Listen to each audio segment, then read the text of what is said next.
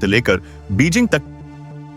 दोस्तों, क्या आपने कभी अपने सबसे बुरे सपने में भी यह सोचा था कि एक दिन ऐसा आएगा जब भारत के नक्शे के चारों तरफ एक साथ आग लग जाएगी? जरा एक पल के लिए अपनी आंखें बंद कीजिए और सोचिए, क्या होगा अगर चीन, पाकिस्तान और बांग्लादेश एक ही वक्त पर, एक ही इशारे पर हमारे देश की गर्दन दबोचने की कोशिश करें? क्या होगा अगर आप सुबह उठे और खबर मिले कि दुश्मन हमारी सीमाओं के अंदर घुस आया है? आज की तारीख है 5 दिसंबर 2025 और जो मंजर इस वक्त हमारी सरहदों पर है, वो ना तो आपने कभी सुना होगा, ना इतिहास की किसी किताब में पढ़ा होगा और ना ही कभी देखा होगा। दोस्तों, 2025 का साल खत्म होते होते पूरी दुनिया की सांसें थम चुकी हैं। एक तरफ हिमालय की ऊंची चोटियों पर बारूद की गंध हवा में घुली हुई है, तो दूसरी तरफ हिंद महासागर में जंगी जहाजों का शोर गूंज रहा है। दुश्मन ने सोचा था कि वह भारत को घेर लेगा, भारत को घुटनों पर ला देगा, लेकिन शायद उन्हें इतिहास का यह सबक याद नहीं था कि सोया हुआ शेर जब जागता है तो वह शिकार नहीं करता, वह सीधा संहार करता है। आज के इस विशेष वीडियो में हम पर्दा उठाने वाले हैं उस गुप्त मीटिंग से जो कल यानी 4 दिसंबर की रात के अंधेरे में हुई। एक ऐसी मीटिंग जब रूस के राष्ट्रपति व्लादिमीर पुतिन भारत आए और बंद कमरे में एक ऐसा फैसला लिया गया जिसने इस्लामाबाद से लेकर बीजिंग तक की नींद उड़ा दी है। आखिर क्या है वह ऑपरेशन महाकाल? कैसे भारतीय सेना ने रातों रात पीओके यानी पाक अधिकृत कश्मीर के अंदर घुसकर अपना तिरंगा गाड़ दिया है? और सबसे बड़ा सवाल, क्या अब अगला नंबर अक्साई चिन्ह का है? दोस्तों, इससे पहले कि हम आगे बढ़ें, अगर आप भी यह मानते हैं कि कश्मीर से लेकर कन्याकुमारी तक भारत एक है और पीओके हमारा अपना हिस्सा है, तो अभी के अभी इस वीडियो को लाइक कीजिए। हमें आज कम से कम 5000 लाइक्स चाहिए ताकि पूरी दुनिया को भारत की एकता की ताकत दिख सके। कमेंट बॉक्स में पूरे जोश और जुनून के साथ जय हिंद या भारत माता की जय लिखिए। हमें देखना है कि आज देश के दुश्मनों को मुंहतोड़ जवाब देने के लिए कितने सच्चे भारतीय हमारे साथ जाग रहे हैं। और हां, अगर आपने अभी तक इस चैनल को सब्सक्राइब नहीं किया है, तुरंत सब्सक्राइब बटन दबाएं और बेल आइकन ऑन कर लें। आपका एक सब्सक्राइब सरहद पर खड़े हमारे सैनिकों का हौसला कई गुना बढ़ा सकता है। और आप देश के किस कोने से बैठकर हमारा यह वीडियो देख रहे हैं, अपने शहर का नाम जरूर लिखें। दोस्तों, जरा सोचिए, पिछले कुछ महीनों से हमारे आसपास क्या हो रहा था? 2025 की शुरुआत से ही हमारे पड़ोसी मुल्कों का रवैया पूरी तरह बदल गया था, मानो किसी ने उनके कान में जहर घोल दिया हो। हमारी खुफिया एजेंसियों की जो रिपोर्ट्स अब निकलकर बाहर आ रही हैं, वह बताती हैं कि एक बहुत बड़ी और गहरी साजिश रची गई थी। इसे आप आसान भाषा में चक्रव्यूह कह सकते हैं। दुश्मनों का प्लान बिल्कुल साफ था कि भारत को चारों तरफ से घेर लिया जाए। पश्चिम में पाकिस्तान अपनी नापाक हरकतों से बाज नहीं आ रहा था। आए दिन सीज फायर का उल्लंघन हो रहा था, गोलियां चल रही थीं। उत्तर पूर्व में के सिपाह स्टेशूड में चीन अपनी विस्तारवादी भूख के तहत अक्साई चिन्ह और अरुणाचल प्रदेश की तरफ अपनी सेना बढ़ा रहा था। वहां बड़े बड़े बंकर बना रहा था, सड़कें बना रहा था। और सबसे हैरान करने वाली बात यह थी कि हमारा वो पड़ोस बांग्लादेश, जिसे आजाद कराने में भारत ने अपना खून बहाया था, वहां भी तख्ता पलट के बाद भारत विरोधी हवाएं इतनी तेज चलने लगी थी कि वह सब भी हमें आंखें दिखाने लगा था। यह तीनों देश मिलकर एक ट्रायंगल ऑफ टेरर यानी आतंक का त्रिकोण बना रहे थे। इनका मकसद सिर्फ एक था, भारत की अर्थव्यवस्था को तोड़ना, हमारे विकास को रोकना और हमारी सेना को सीमाओं पर इतना उलझा देना कि हम अंदरूनी तौर पर कमजोर हो जाएं और टूट जाएं। आपको याद होगा, अभी हाल ही में दिल्ली के लाल किले पर हुआ वह कायराना हमला, जिसकी साजिश सीमा पार रची गई थी। वो काला दिन भारत कभी नहीं भूलेगा। आतंकियों ने सोचा था कि वह भारत के गौरव, हमारे लाल किले पर हमला करके हमें डरा देंगे। उन्होंने सोचा था कि भारत दबाव में आने में आ जाएगा, आएगा, गिड़गिड़ाएगा। लेकिन वह बेवकूफ यह भूल गए कि उन्होंने बारूद के ढेर पर जलती हुई चिंगारी फेंकी है। उस हमले के बाद भारत की राह और भारतीय सेना ने जो कसम खाई, वो प्रतिज्ञा अब पूरी दुनिया अपनी आंखों से देख रही है।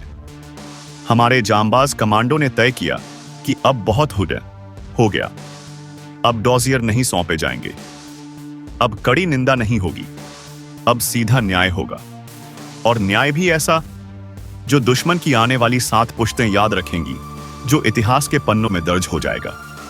इसी भारी तनाव के बीच जब चीन और पाकिस्तान अपनी सेनाओं को बॉर्डर पर जमा कर रहे थे, जब हमारे चिकन नेक कॉरिडोर पर खतरा मंडरा रहा था, तभी एक ऐसी खबर आई जिसने वॉशिंगटन के व्हाइट हाउस से लेकर बीजिंग के कम्युनिस्ट पार्टी हेडक्वार्टर तक हड़कंप मचा दिया।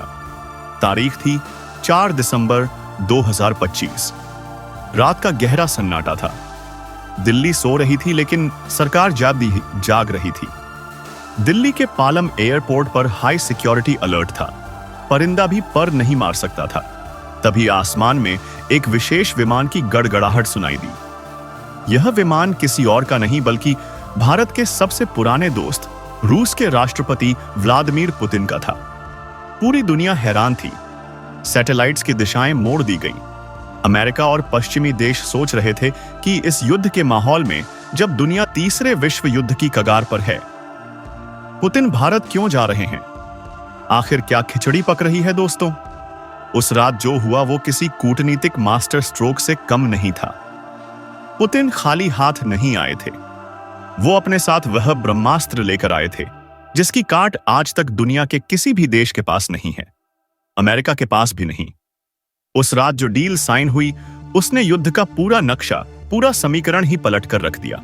रूस ने भारत को तत्काल प्रभाव से, यानी उसी वक्त S-400 की नई रेजिमेंट्स, दुनिया का सबसे खतरनाक और आधुनिक एयर डिफेंस सिस्टम S-500 और आसमान का शिकारी कहे जाने वाले Su-57 स्टील फाइटर जेट्स सौंप दिए। जी हां दोस्तों, आपने बिल्कुल सही सुना। S-500, जिसे प्रोमेथियस भी कहा जाता है, जो अंतरिक्ष में ही उड़ रही मिसाइलों को राख का ढेर बना सकता है, और Su-57, जो रडार पर एक छोटे से पक्षी जितना भी नहीं दिखता, अब भारतीय वायुसेना के बेड़े में शामिल हो चुके थे। जरा कल्पना कीजिए उस मंजर की। यह हथियार सिर्फ कागजों पर साइन होकर नहीं आए, बल्कि उसी रात उसी वक्त इन्हें सीमाओं पर तैनात करने का काम शुरू भी कर दिया गया।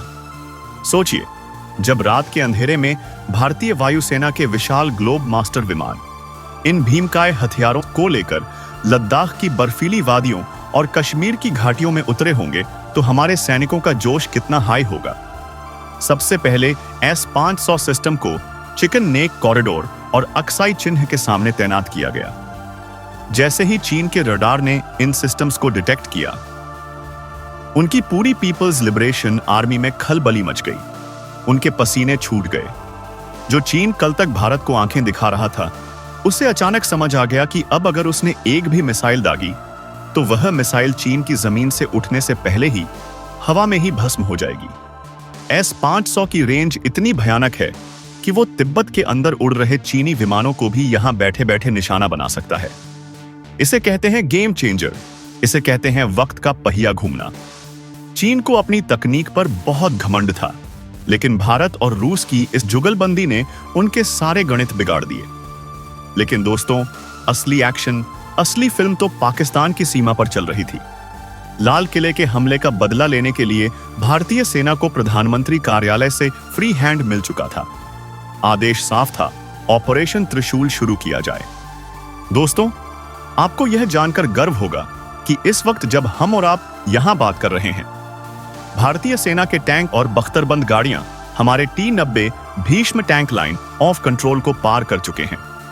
जी हां, जिस लकीर को दुनिया सबसे खतरनाक बॉर्डर मानती थी, जिस लकीर को पार करने से पहले 100 बार सोचा जाता था, भारतीय जवानों ने उसे अपने जूतों तले रौंद दिया है।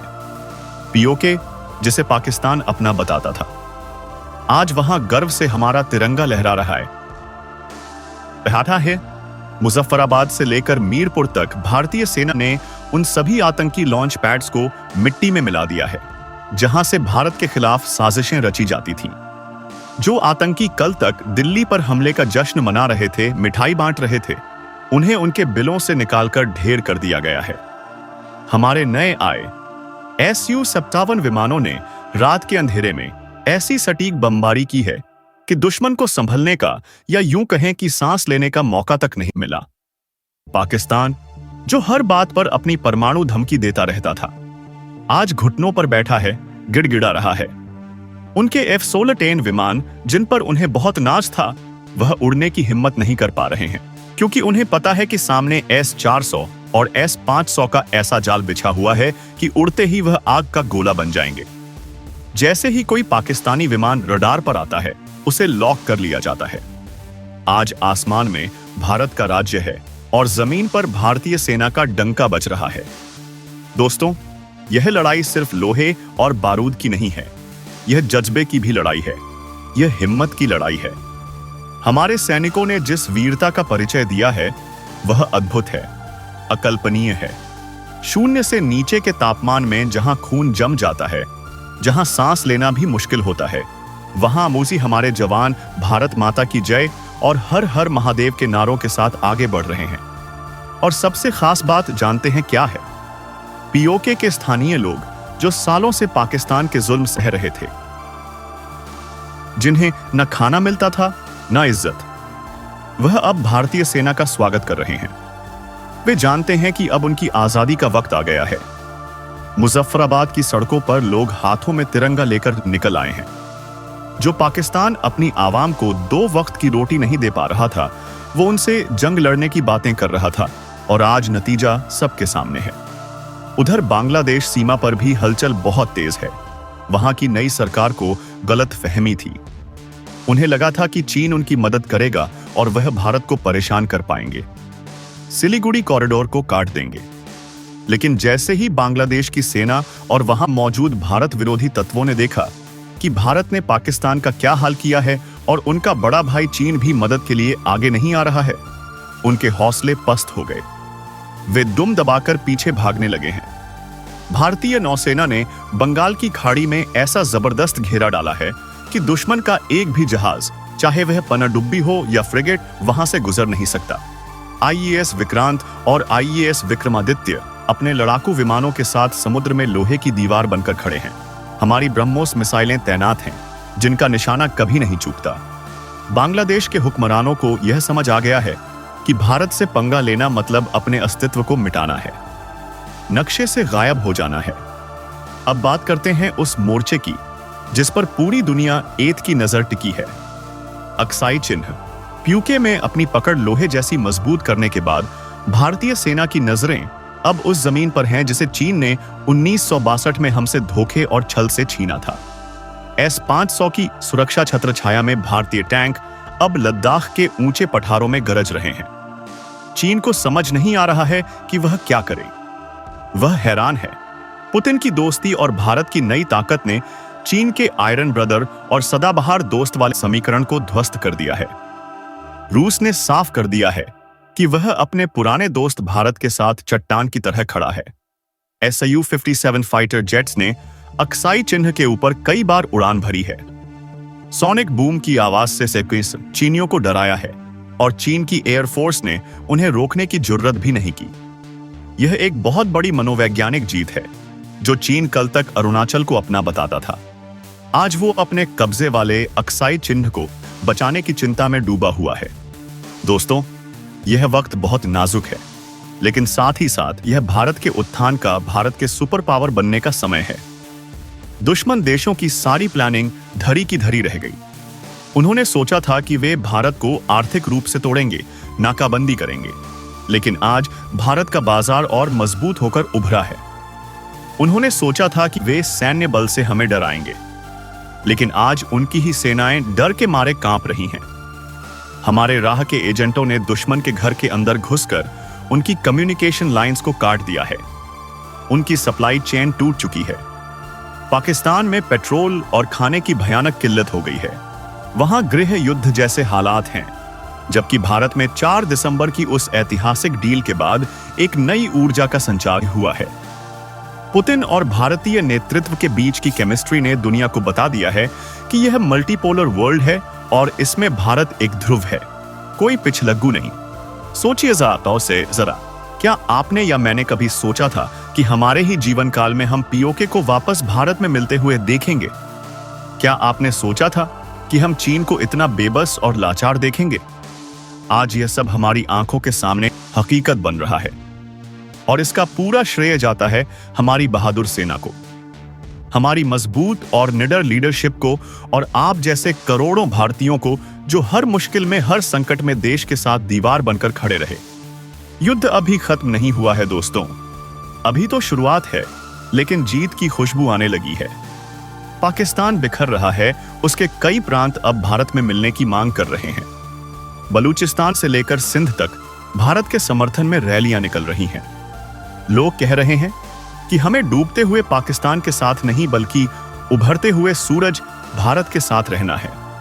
उधर चीन के अंदर भी शी जिनपिंग के खिलाफ विरोध के सुअर उठने लगे हैं कि क्यों उन्होंने भारत जैसे शक्तिशाली पड़ोसी से बेवजह दुश्मनी मोल ली। चीनी कंपनियां जो भारत के विशाल बाजार पर निर्भर थीं, अब दिवालिया होने की कगार पर हैं। आने वाले कुछ दिन और भी महत्वपूर्ण और भी ज्यादा सनसनीखेज होने वाले हैं। सेना का अगला कदम अक्साई चिन्ह को वापस लेना होगा। तैयारियां पूरी हैं। राफेल और SU साप्रतान्या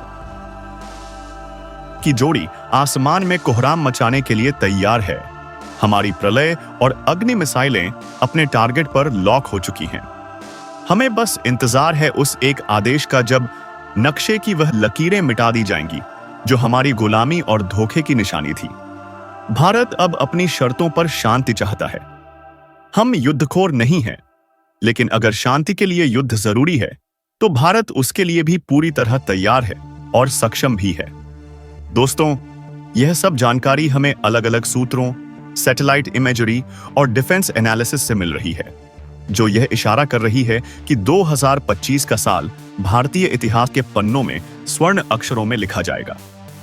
एक और बहुत जरूरी बात जो आपको जाननी चाहिए वह यह है कि इस पूरे ऑपरेशन में भारत की आत्मनिर्भर नीति का बहुत बड़ा हाथ है। आज हमारे सैनिक जिन हथियारों का इस्तेमाल कर रहे हैं, उनमें से कई भारत में ही बने हैं। चाहे वो तेजस मार्क 2 हो, जो बॉर्डर पर गश्त लगा रहा है, या फिर हमारे प्रचंड हेलीकॉप्टर्स जो पहाड़ों की ऊंची चोटियों में छिपे दुश्मनों को ढूंढ ढूंढ कर मार रहे हैं।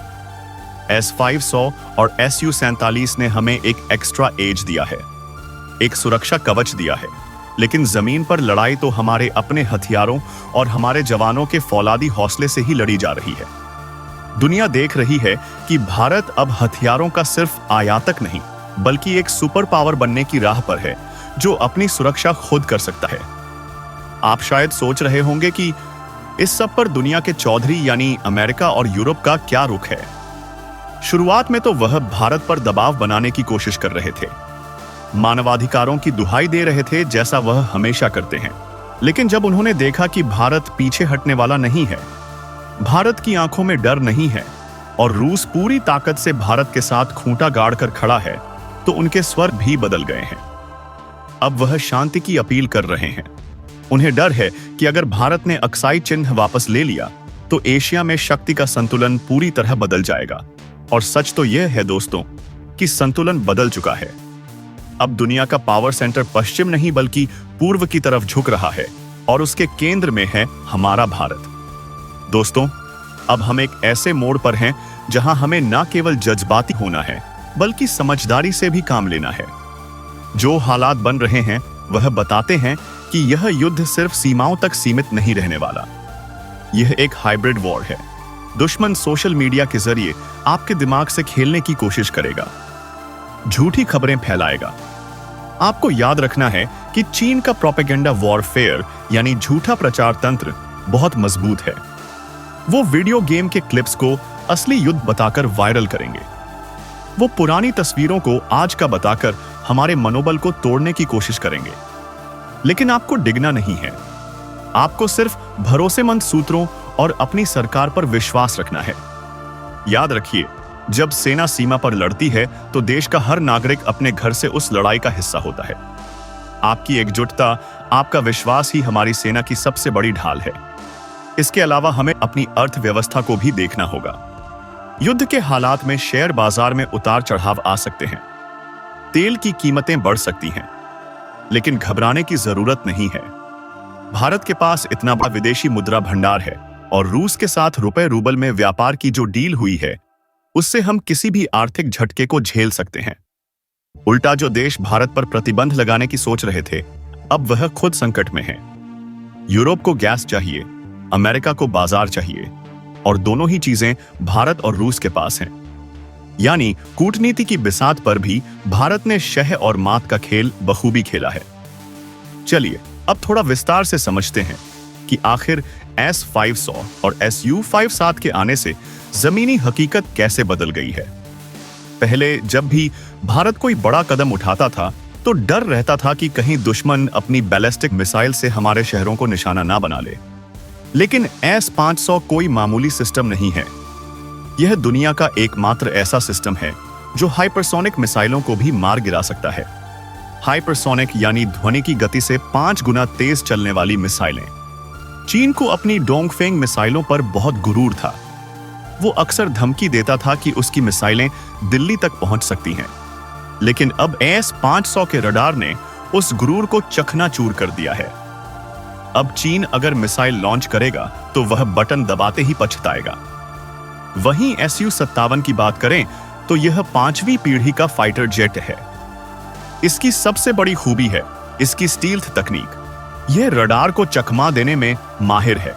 इसका मतलब यह है कि हमारे पायलट दुश्मन के इलाके में घुसकर हमला करके वापस भी आ जाएंगे और दुश्मन को कानो कान खबर नहीं होगी। यह ठीक वैसा ही है जैसे महाभारत में अर्जुन के पास दिव्य अस्त्र थे। आज के द्वार में तकनीक ही वह दिव्य अस्त्र है, और जब यह तकनीक भारतीय जांबाजों के हाथों में होती है तो उसका असर और भी घातक हो जाता है। हमारे पायलटों की ट्रेनिंग और उनकी सूझबूझ पूरी दुनिया में मानी जाती है। अब जरा पाकिस्तान के अंदरूनी हालात पर भी नजर डालते हैं। ऑपरेशन त्रिशूल के शुरू होते ही वहां की सरकार तो जैसे गायब ही हो गई है। प्रधानमंत्री और सेना प्रमुख के बीच आरोप प्रत्यारोप का दौर चल रहा है। विपक्ष सड़कों पर है और जनता भूखी है। कराची और लाहौर में लोग बिजली और पानी के लिए तरस रहे हैं। वहां के न्यूज चैनल्स पर एंकर रोते हुए दिखाई दे रहे हैं। वह पूछ रहे हैं कि आखिर हमने भारत से दुश्मनी क्यों ली। वह अपनी ही सेना को कोस रहे हैं कि उन्होंने देश को इस हाल में पहुंचा दिया। यह वही पाकिस्तान है जो कल तक गजवा ए हिंद के सपने देख रहा था।